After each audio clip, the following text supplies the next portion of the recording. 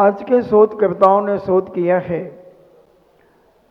कि महिला 24 घंटे में 30,000 शब्दों का प्रयोग करती है और पुरुष 23,000 शब्दों का प्रयोग करते हैं। तो कुछ बेचारी महिलाएं घरों में अपने शब्दों का प्रयोग नहीं कर पाती, तो वो मंदिरों में आकर के धर्म सभाओं में वार्तालाप करती हैं, मगर वो ये नहीं समझ पाती कि हम जिनवाणी का अभिनय कर रहे हैं। जो हमें निरतिचार जिनवाणी सुनना चाहिए कि हमें जिनवाणी सुनते समय कम से कम पूर्णता पुण्य का बंद होना चाहिए। हम अपने कारण दूसरे लोगों को कितना कर्म का बंद करा देते हैं। सामने वाला पड़ोसी सुनना नहीं चाहता तुम्हारी बात, वो साधु के मुख से निकली हुई बात को सुनना चाहता है, मगर हम अपनी दिए रहते हैं सुनाने में। तो ऐसे लोगों को ऐसे निधत निकाचित कर्म का बंद होता है कि वो कर्म दुनिया की कोई ताकत पलट नहीं सकती। बंधुओं, साक्षात भगवान महावीर स्वामी क्यों ना आ जाएं, अनंत अनंत सिद्ध परमेष्ठी नीचे उतर के क्यों ना आ जाएं, मगर तुम्हें उस कर्म से बचा नहीं सकते। जैसे राजा सैनिक ने पूज्य मुनिराज के ऊपर सर्प डाला था, यशोधर महाराज के ऊपर, और 7वीं पृथ्वी का आयु बंद हो गया था।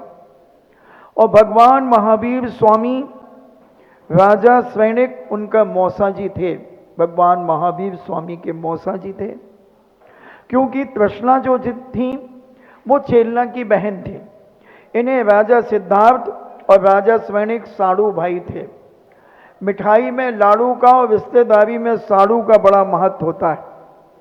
इतना बड़ा महत्व होने के बावजूद भी राजा सैनिक को नरक जाने से भगवान महावीर स्वामी नहीं बचा सके, सौधम इंद्र नहीं बचा सका, सारे स्वर्गीय देवता नहीं बचा सके।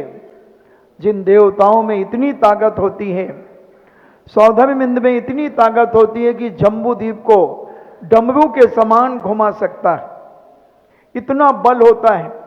सबसे छोटा एक देवता जिसकी 10,000 वर्ष की आयु होती है, ऐसा व्यंतर आदि भवनवासी ज्योतिषी आदि देव, इनमें 100 व्यक्तियों को मारने की और 100 व्यक्तियों को जिलाने की ताकत होती है। 150 धनुष प्रमाण पृथ्वी को उछालने की ताकत होती है। 32 देवियों के मालिक होता है एक देवता, मगर ये सारे असंख्यात देवी देवता मिल जाएं तो भी दुनिया में निधत निकाचित कर्म को पलट नहीं सकते बंधुओं। और ये कर्म देव सास गुरु के निमित्त से ही बनते हैं। धर्म सभाओं में, मंदिरों में, जहां स्वाध्याय चल रहा हो, प्रवचन चल रहा हो, वहां किया हुआ वार्तालाप, वहां किया हुआ विघ्न ऐसा कर्म बांधता है कि तुम्हारे टुकड़े टुकड़े करा देगा, मगर माफ नहीं करेगा। कान खोल करके सुन लें। हम मंदिरों में चर्चाएं करते हैं, हम धर्म सभाओं में चर्चा करते हैं, पड़ोसी सुनना चाह रहा है, मगर एक पड़ोसन उसमें आग लगाने का प्रयास कर रही है। महान कर्म है डरना बंधुओं। 22 साल तक पति का वियोग रहा अंजना को। 7 महीने 8 दिन तक आदिनाथ जैसी ताकत अंजलि लेकर के घूमती रही, आहार नहीं मिला। पारसनाथ जैसे पिटते रहे, बिजौलिया के अंदर 7 दिन तक पिटते रहे बंधुओं। कहाँ गए थे वो सारी स्वर्गीय देवता? कहाँ गया था सौदर इंद्र? चारों निकाय के देवता कहाँ गए थे? असंख्यात देवी देवता कहाँ चले गए थे? किसी से मत डरना, भगवान से भी मत डरना, गुरु से भी मत डरना, किसी से मत डरना, जिनवाणी से भी मत डरना, दुनिया के गुंडे बदमाशों से भी मत डरना, मगर एक से डरना, वो है कर्म। ये चमड़ी उधेड़ देता है, और चमड़ी उधेड़ करके नमक और मिर्ची के पानी का छिड़काव और करता है। विचार कर लेना, अभी पुण्य के उदय में हर व्यक्ति को इतराना अच्छा लगता है। पुण्य के उदय में हर व्यक्ति को अच्छा लगता है कि हम अपना प्रभाव बनाएं, हम इंप्रेशन बनाएं 4 लोगों पर, मगर ये कर्म है तुम्हारी धज्जियां उड़ा देगा। तो हमें विचार करना है अपने जीवन में। दुनिया में पाप करो, धर्म क्षेत्रे कथम पापम, अन्य क्षेत्रे कथम पापम, धर्म क्षेत्रे विनश्यति। दुनिया में किया हुआ पाप धर्म क्षेत्र में विनाश को प्राप्त हो जाता है। और धर्म क्षेत्रे कथम पापम, वज्र लेप भवेत, वो वज्र लेप के समान हो जाता है। दुनिया की कोई ताकत उसे मिटा नहीं सकती, समाप्त नहीं कर सकती। इसलिए जैनाचार्य कहते हैं कम से कम दुनिया में बोलो चालो, तुम तो लेटरिन में भी मोबाइल चला लेते हो, अब तो तुम इतने नीचे पतन आ गया है तुम्हारा, इतने नीचे गिर गए हो कि तुम बाथरूम में बैठकर, लेटरिन में बैठकर भी हलो हलो कर रहे हो। क्या होगी तुम्हारी जिंदगी, क्या होगा तुम्हारा जीवन? केवल बातों बातों में जिंदगी निकल जाएगी। और जब ये कर्म तुम्हारा भंडा फोड़ करेगा तब तुम्हें कोई बचाने नहीं आएगा। स्वयं को नहीं बचा पाए भगवान महावीर जैसी ताकत। 64 विधियों से युक्त थे, जिनके पास इतनी बड़ी ताकत थी, वो भी अपने मौसा जी को नहीं बचा पाए, अपने एक मुख्य श्रोता को नहीं बचा पाए, जो उनके समोश्रवण का प्रमुख श्रोता था, उसे भी नरक जाने से नहीं बचा पाए। आयु तो कम कर दी नरक की, 33 सागर से 84,000 वर्ष की बचा दी, मगर नरक जाने से नहीं रोक पाए। तीर्थंकर प्रकृति का बंद करा दिया, आने वाली 24 में पहले तीर्थंकर बना दिया कि महापद्म नाम के तीर्थंकर बनेंगे। मगर जहां तिल तिल करें देह के खंड, असुर बिड़ावे दुष्ट प्रचंड, सिंधु नीरते प्यास न जाए तो भी एक बूंद न लगाए। वहां से नहीं बचा सके बंधुओं। इसलिए तुम किसी से मत डरना, एक से डरना, एक से डरना, जो है कर्म। बहुत बड़ा न्यायाधीश है कर्म। सारे दुनिया के कंप्यूटर फेल हो सकते हैं, सारे दुनिया के यंत्र फेल हो सकते हैं, मगर जैन धर्म का कर्म रूपी सिद्धांत दुनिया की कोई ताकत इसे फेल नहीं कर सकती बंधुओं। ये दूध का दूध और पानी का पानी करता है, ये पक्षपात नहीं करता। तीर्थंकर जैसे पिट गए, महावीर स्वामी जैसे पिटे, पारसनाथ जैसे पिटे, सुपारसनाथ जैसे पिटे, फिर तुम किस खेत की मूली हो? तुम तो बहुत बहुत मामूली हो। ये कर्म छोड़ता नहीं है, अभी पुण्य के उदय में इतरा लो। वही दशा हो गई। एक साधु को बड़ी दया आई तुम्हें देखकर, सोचा ये बेचारे क्या होगा इनका। बहुत सारे तोते थे और एक बहेलिया दिख गया साधु को। तो साधु ने सोचा कि चलो बहेलिया को समझा देते हैं, तोतों को समझा देते हैं कि बहेलिया आने वाला है, तुम सारे छुप जाना। और बहेलिया आ गया। बहेलिया के पहले सारे तोतों को सिखा दिया, बहेलिया आएगा जाल बिछाएगा, फंस मत जाना। बहेलिया आएगा जाल बिछाएगा, फंस मत जाना। बहेलिया आएगा जाल बिछाएगा, फंस मत जाना। सारे तोतों ने रट लिया, बहेलिया आएगा जाल बिछाएगा, फंस मत जाना। और बहेलिया आ गया और बहेलिया ने जाल बिछा दिया। साधु तो पढ़ा करके चला गया, उपदेश दे करके चला गया और अपनी कुटिया में जाकर के ध्यान में बैठ गया।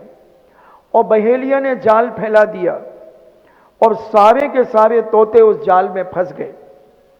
और बहेलिया ने पूरा जाल समेटा और अपनी पीठ पे लादा। उसके बाद भी बहेलिया आएगा जाल बिछाएगा, फंस मत जाना, सारे तोते कह रहे हैं और बहेलिया उन्हें ले जा रहा है। साधु ने जब ये आवाज सुनी, आनंद से भर गया कि चलो मेरे तोते, पढ़ाए हुए तोते, मेरे उपदेश दिए हुए तोते तोतियां, तोते तोतियां कितने ज्ञानवान हो गई हैं। उन्हें अब चिंता नहीं, दुनिया की कोई ताकत उन्हें फंसा नहीं सकेगी, कोई नया कर्म उनके जीवन में अब बंध नहीं सकेगा। साधु ने अपनी कुटिया का दरवाजा खोला कि एक बार देख तो लूं आकाश में उड़ते हुए अपने तोते तोतियों को, मगर देखा तो माथा ठोक लिया कि वही बहेलिया जाल बिछाकर सारे तोते तोतियों को फंसाकर ले जा रहा है। और साधु तो सोच रहा था कि मैंने उन्हें पढ़ा दिया है। ऐसे ही मैं भी जाते जाते सोच रहा था कि मैंने महिलाओं पुरुषों को कुछ पढ़ा दिया है, कुछ समझा दिया है, मगर वो तोते तोतियां उसी के जाल में फंसकर तेल नॉन लकड़ी रोटी कपड़ा और मकान, जीवन के बस 3 निशान, चड्डी नाड़ा और गठान, उसी में अपनी जिंदगी फंसाते चले जा रहे। क्या होगा इनका, क्या होगा? विचार करें। बड़े मुश्किल में पापों के धंधों से छूटते हैं, और उसमें भी हम वही तेल नॉन लकड़ी की बातें, वही खाने पीने की बातें, वही पहनने ओढ़ने की बातें, वही राग देश की बातें, वही तेरी मेरी थारी मारी की बातें, इसी में तो जिंदगी निकल गई। और इसी मायाचारी के कारण तो ये स्त्री पर्याय मिली है। अब ऐसी मायाचारी करोगे तो क्या गाय भैंस कुत्ता बिल्ली बनोगे? क्या बनोगे? विचार तो कर लो जरा। हम 1 घंटा शांति से नहीं बैठ सकते? क्या करेंगे हम अपनी? मुझे तो नहीं लगता कि कोई भी साधु संत आता हो और महिलाओं को ना डांटता हो। मेरा तो ये विश्वास कहता है अंदर से कि जब भी इस नगर में कोई ना कोई साधु संत आते होंगे तो चाहे चतुर्मास करे, चाहे 2 दिन 4 दिन को आए, मगर इन महिलाओं को जरूर इनकी चाबी भरता होगा, होता ही होगा, पक्का है। मेरा तो विश्वास कभी झूठा नहीं हो सकता। डांटते ही होंगे। मैंने सुना था कि 12 वर्ष एक नगर में चर्चा थी, तो उन्होंने सोने की एक पाइप बनाया, सोने के पाइप में हीरे मोती जवाहरात डायमंड आदि लगवाए, और एक कुत्ते की पूंछ उस पाइप में डाल दी कि 12 साल में सीधी हो जाएगी, 12 साल में सीधी हो जाएगी। और 12 साल के बाद जब वो पूंछ निकाली तो वो एस आकार में बनी।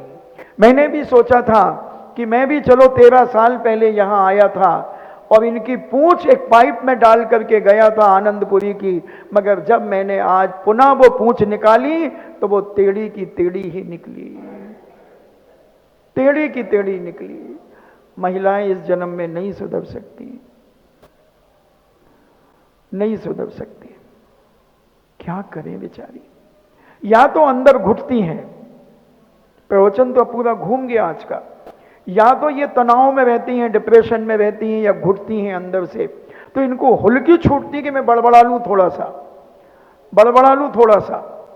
जैसे आदमी ज्यादा खा लेता है तो उल्टी हो जाती है, ऐसे ही इनके अंदर अंदर की घुटन इतनी ज्यादा हो जाती है, क्योंकि पतियों के सामने मान लो नहीं कह पाती, तो फिर वो क्या करें?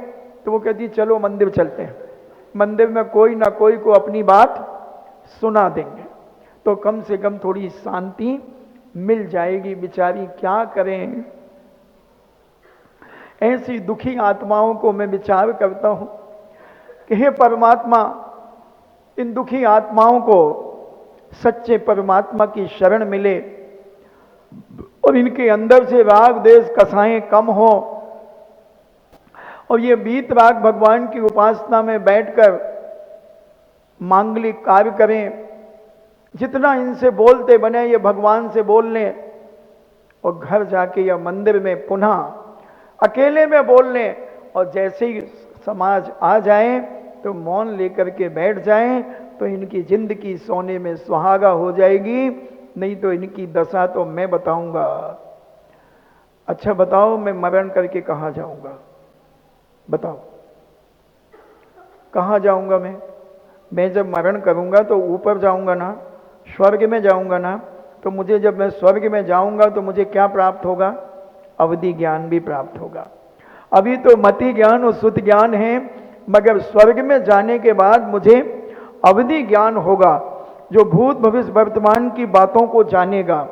तो मैं विचार करूंगा कि मैं आनंदपुरी में प्रवचन देता था, और उस समय जो विघ्न डालती थी जो महिलाएं, वो बेचारी मर करके कहाँ गई? प्रवचन चल रहा था, वो आपसी में बातें कर रही थी। महाराज जी का प्रवचन चल रहा था, फिर भी वो कहाँ चली गई बातें करते करते। 1 सेकंड नहीं लगेगा, अवधि ज्ञान लगाते ही फट से मुझे वो महिलाएं दिखेंगी, और मैं वहां से विक्रिया करके आऊंगा और इनकी चुटैया पकड़ करके नचाऊंगा और कहूंगा कि तुम वही हो जो तुमने विघ्न डाला है, इसलिए तुम्हारी ये दुर्दशा हुई है। बताना तो पड़ेगा, क्योंकि मैंने पढ़ा है ऐसा होता है। जब कोई माँ अपने बच्चे को गोदी में लिटाकर काजल लगाती थी, पहले गोदी में लिटाती थी और एक पैर से दबाती थी और एक हाथ से आंख खोलती थी और उंगली में काजल लेकर के लगाती थी, और ऐसा निमित्त बना कि वो लड़का भी नरक चला गया और वो माँ भी मर करके नरक चली गई। असुर कुमार जाति के देव देखते हैं कि अरे ये माँ बेटे भी नरक में आ गए, तो उस बेटे को याद दिलाते हैं, देख ये तेरी माँ है। अच्छा मेरी माँ? वो माँ से प्यार करने जाता, बोले सुन ये तेरी आंख फोड़ना चाह रही थी। बोले वो कैसे? बोले देख अपना अवधि ज्ञान लगा, और वो अवधि ज्ञान लगाता है तो उसे दिखता है कि माँ मुझे एक पैर से दबाई है और एक हाथ से मेरी आंख खोली और उंगली में काजल लगा करके यूं कर रही है। तो वो कहता अच्छा ये मेरी आंख फोड़ रही थी। अब वो उछल करके मां की आंख में 2 उंगलियां घुसेड़ देता है और कहता पापिन काजल के बहाने मेरी आंख फोड़ रही थी। ऐसी दशा होती बंधु, ये कर्म सिद्धांत है, ये किसी को माफ नहीं करता। चाहे तुम साधु हो, चाहे साध्वी हो, चाहे ग्रस्त हो, चाहे ग्रस्ती हो, कोई भी हो, भगवान तक पिटे हैं बंधु। कर्म इतना खतरनाक है दोस्तों, विचार कर लेना। पुण्य के उदय में हर आदमी इतराता है, हर आदमी अपने आप को सुपर समझता है, और जब कर्म फूटते हैं तो फिर छटपटाता है, महाराज जी हमने ऐसा कौन सा पाप किया था कि हमें ऐसा हो रहा है। अब महाराज क्या बताएंगे, क्या बताएंगे? पंचम काल में अवधि ज्ञान है नहीं, जिनवाणी की ही बात बताएंगे। और जो समझदार सम्यक दृष्टि है वो चुपचाप शांति से बैठ जाता है, कितना भी अर्जेंट काम हो वो चू चपाट नहीं करता। मैंने नई बहू बेटियों को देखा इस मामले में, वो वाकई में बड़ी श्रद्धा से सुनती हैं, भले वो कम धर्म करती हैं तुम्हारी अपेक्षा दिखावा नहीं करती वो, मगर वो जो श्रद्धा से करती हैं, जितना 5 मिनट करें। मैं भी 5-7 दिन हो गए ना मैं यहां पर, मैंने देखा एक भी बहू बेटियां बातचीत नहीं करती। बातचीत वही करती हैं जो 50 से ऊपर है, क्योंकि उनके दिमाग में ही फितूरी घूमती है, दुनिया के दिमाग घूमते हैं, और फितूरी तो इनके दिमाग में घूमना चाहिए। ये इंस्टाग्राम चलाती हैं, क्या क्या चलाती हैं, वो क्या बोलते हैं, और फेसबुक चलाती हैं, पता नहीं क्या क्या चलाती, फिर भी कम से कम मैं दाद दूंगा कि 2 घंटे इतनी शांति और शालीनता से बैठी रहती हैं। ये इनके जीवन की महानता है।